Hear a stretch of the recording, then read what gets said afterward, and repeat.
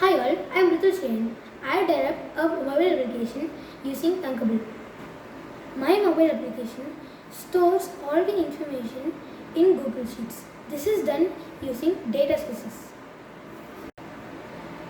This is the burger menu. The burger menu lets us navigate across screens.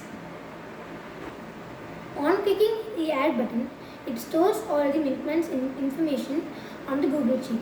This is done by using create row block. Arrives every day and we need to update the milk quantity. Using the milk quantity screen, we can update it.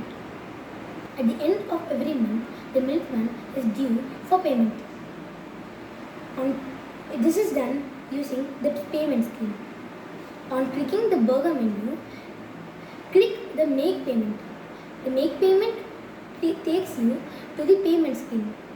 If you given the wrong input, there are operations in the application that allows you to delete the wrong input. I have used the data viewer in Thunkable to present the records from Google Sheets in a scrollable manner. This concludes my presentation. Hope you all liked it. Bye.